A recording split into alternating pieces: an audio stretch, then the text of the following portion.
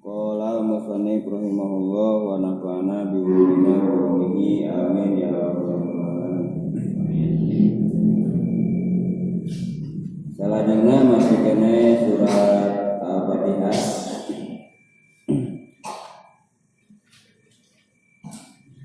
Kamari nami surat Al-Fatihah.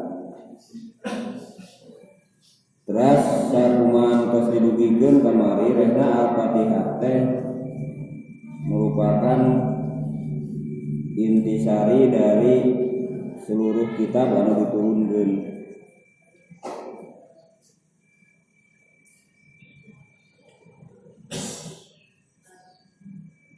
Kitab anu jumlahna 104 dina berbagai macam periode. Upami cek Syekh Nawawi dina kitab Uqudul Ujan mah 60 kitab Nabi Sis, 30 kitab Nabi Ibrahim, suhuf Nabi Ibrahim, terus 10 suhuf Nabi Musa sebelum Toret. Kemudian Toret, Zabur, Injil, Al-Quran. Nah, ieu sadayana dibagi sababaraha periode. Jadi ti Nabi Adam dugikeun ka Nabi Nuh, Nabi Hud, Nabi Soleh, itu dihitung saperiode asre atau Nabi Syariah. Tadi generasi eta anu sering dicarioskeun dina Al-Quran numawi termasuk ulul azmi adalah Nabi Nuh. Dalam perjalanan dakwahna mungkin di antara rasul-rasul setelahna anjeunna terpanjang. Margi Allah nyebatkeun al-fasanatin illa khamsina, 1000 tahun kecuali 50. Artinya lamina dakwah lanjutna adalah 850 tahun, dan itu pun sudah dicoba berbagai macam metode. Sebagaimana Nabi Nuh ngadawuhkeun dina hikayat anu ti Allah, da'atu lailan wa nahara. Kuring berdakwah beurang jeung peuting, terus wasortu wajiharo, secara rahasia oke secara dohir. Jadi pernah terang-terangan, pernah susulumputan karena melihat situasi jeung kondisi kaum. Tapi majaduhum teu nambahan eta kaum kecuali bencina, kecuali jauhna sareng Allah Subhanahu wa taala. Tah eta suhuf anu dipasihkeun ka Nabi Sis 60 sebenarnya. Jadi ti Nabi Adam, Nabi Idris, Nabi Nuh, Nabi Hud, Nabi Soleh, pami direng-rengan anu 25 nabi. Nah, setelah Nabi Hud, Nabi Soleh, maka muncul Nabi Ibrahim. Upami Nabi Nuh, Nabi Hud, Nabi Soleh, anu dipayunanana adalah kaum, komunitas maya di lingkungan Nabi Nuh, Nabi Hud, Nabi Soleh.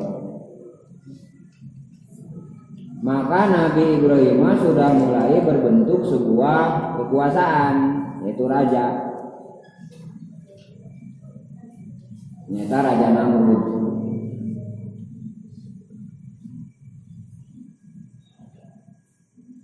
Nah, dina dakwahna anjeunna dipasihan 30 suhuf. Nu ieu berlaku dari mulai Nabi Ibrahim, Nabi Ismail, Nabi Ishak, Nabi Yakub sampai terakhir teh Nabi Syuaib. Di mana Nabi Syuaib lahir di zaman Firaun. hanya beda teritorial dakwah, beda wilayah. Jadi upami Fir'aun harita di Mesir, ta Nabi Syuaib di Madian.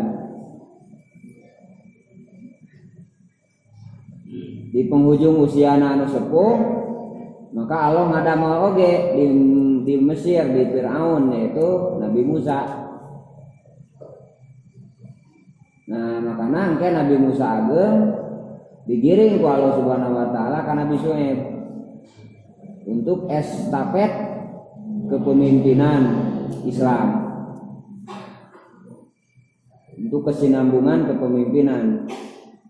Tanu mawi dilatih eta Nabi Musa ku Nabi Syuaib, kemudian ditikahkeun kala salah sawios putrina.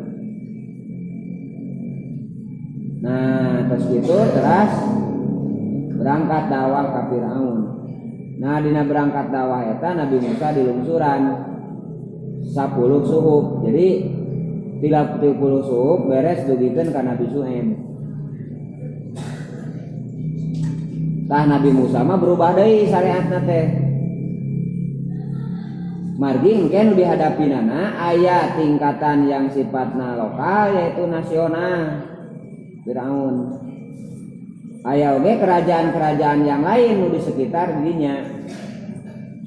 Nah hartosna Nabi Musa adalah nabi pertama anu ekspansi ke seluruh kerajaan-kerajaan di dunia.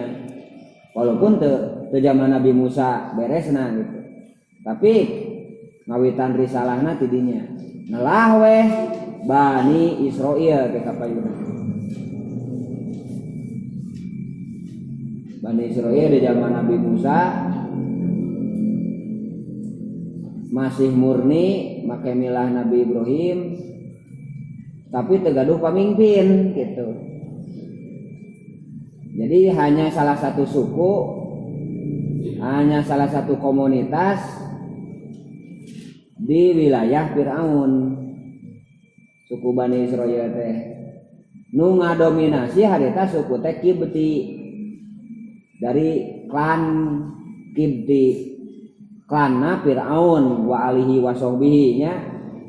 Pokona mah nu ngaran pejabat, nu ngaran gubernur, nu ngaran adipati dan sebagainya semuanya harus dari Kibti. Dan Bani Israel yang waktu itu sebagai perwakilan umat Islam teu kabagean naon kecuali bagian pegawaian anu kasar, termasuk kisah Patih Kibti pas saya ajeng nu ngalasuluh, karena memang orang Bani Israil waktu itu ya pekerja kasar. Nah itu Nabi Musa mah. Nah ketika ngalawan Firaun maka dipasihan ku Allah 30 suhuf 10 suhuf. Jadi 60 Nabi Sis, 30 Nabi Ibrahim, berarti seberapa? 80 ditambah 10 suhuf Nabi Musa berarti 100. Nah setelah beres Nabi Musa, setelah beres Firaun dikerem teh. Ya tentunya ya puluhan tahun ya sanes sakedap prosesna. Atosna perang dingin antara Nabi Musa sareng Firaun itu cukup lama. Dengan berbagai macam ayat, ayatin terdina ayat terdina Quran. Jadi salapan kejadian anu berturut-turut. Pertama di Bani Israil mah cai teh biasa, tapi di wilayah Firaun mah jadi getih. Akhirnya kan datang utusan Firaun ke Nabi Musa. Musa ngadoa ke pangeran anjeun itu cai supaya jadi itu getih supaya bisa jadi cai deui. Kami kehausan atuh cenari cai jadi getih mah. Kae lamun geus berubah sok urang sasarengan ieu nagara teh babarengan jeung anjeun sakumaha sakahayang anjeun sok dek dijieun sistemna siga kumaha. Sowan ta ka Nabi Musa. Ari geus digugu ngadoa cai geus berubah deui jadi cai biasa teu jadi getih. Poho tah. Firaun teh ka Nabi Musa. Anger we henteu ngagugu sesuai sareng arahan ti Allah Subhanahu wa taala nyata dina suhub teh. Antep heula taku Allah teh geus kitu torojo bangkong. Pokona mah hama bangkong teh sanes ngan ukur dina tataneman. Di imah di dapur jeung sajabana wabah bangkong harita di mana wado padi. Nah tidinya oge sami sowan deui ka Nabi Musa minta doana minta dukunganana supados ieu bangkong dileungitkeun. Geus jadi mah deui geus digugu poho deui wae terus seperti itu salapan periode tah perang dingin. Tungtung nama cek para tentara Nabi Musa geus cenah ieu mah adalah bakatuluy kitu urang preteli weh paehan kabeh Bani Israil teh tah tidinya rek dibasmi. Maka Firaun ngumumkeun sipil jeung militerna sakur aparatna ti golongan kinti jeung ti berbagai macam untuk menyerang satu kabilah yaitu kabilah Bani Israil dek dibasmi ke akar-akarnya. Nah, ku ibuna kan ibuna teh cicing di kerajaan, jadi intelijen, nyusup ke wilayah Firaun di bejaan. Nah, setelah dugi ayat geuning dina ayatna rajulun min aqsa Madinah, lalaki ti kota datang bejaan. Musa anjeun ayeuna dek diserang total. Nyana munajat ke Allah musyawarah ternyata kudu lari nu aman adalah ke arah terusan Suez. Ternyata ku Allah diarahkan ke Laut Merah gitu. Berangkatlah ke Laut Merah diudag ku Firaun. Nabi Musa mah bisa ngalewat lantaran aya mujizat teh di Allah dibere jalan. Nah kaum Firaun dikerem tak tamat sapriode. Hartosna Nabi Musa sukses sampai membuat Firaun hilang. Maka Mesir kutuk karena Mesir suatu saat mungkin akan dikelola ku Nabi Musa, walaupun ku Nabi Musa langsung tapi ku generasi nangke.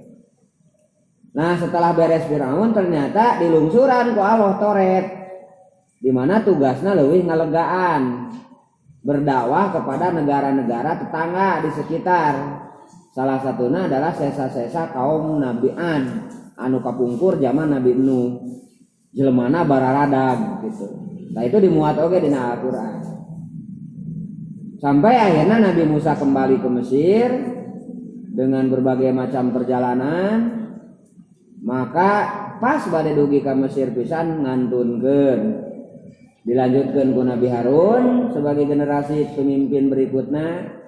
Ternyata Nabi Harun ge teu lami tah anu lami nama generasi katilu nyata Yusa. Yusa mah termasuk Nabi anu 25. Terus berjalan tah kadang menang kadang eleh kadang menang kadang eleh terus gitu silih ganti perputaran teh. Pernah dipenjara di kelompok Bani Israil teh di generasi Nabi Musa teh contohna Nabi Su'aib. Pernah nepikeun kata aya pamingkin, aya oge nabi. Zaman ayeuna mah aya ge ulama gitu. Teu aya pemimpin Islam aya ge ulama. Tak kapungkur pernah aya oge nabi, Nabi Samwir, Rasulullah mah teu aya. Yaitu kisah Tolut sareng Jalut. Awal dari puncakna generasi dari Bani Israil. Jadi pernah teu aya nabi tangke di surat Baqarah oge teu dicarioskeun. Sehingga para masyarakat Islam waktu itu meminta untuk membuat siapa yang mengkoordinir kepemimpinan sebelum ada pimpinan asli. Pimpinan aslinya waktu itu masih pemuda namanya Daud walaupun masyarakat waktu itu belum tahu gitu.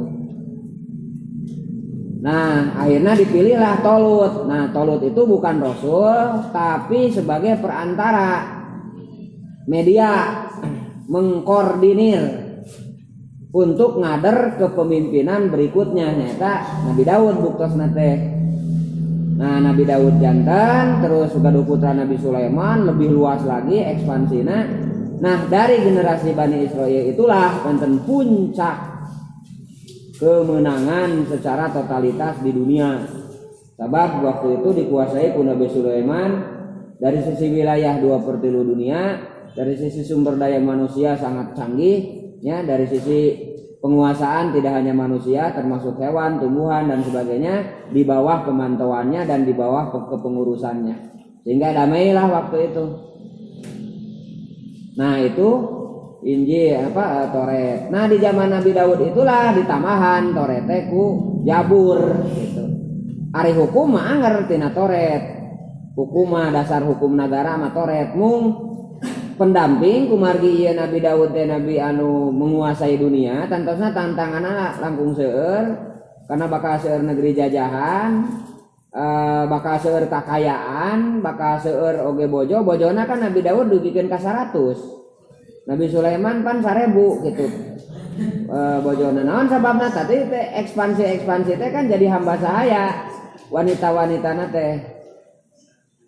Nah artinya didinya nggambarkeun puncak di dinasti Bani Israil. Nu harita dasar hukumna nyaeta Toret. Nah didamping ku Jabur maksudna supados Nabi Daud teu kajongjonan tergelimang dengan duniawi. Makana anyana saumna ge kan sehari buka sehari saum.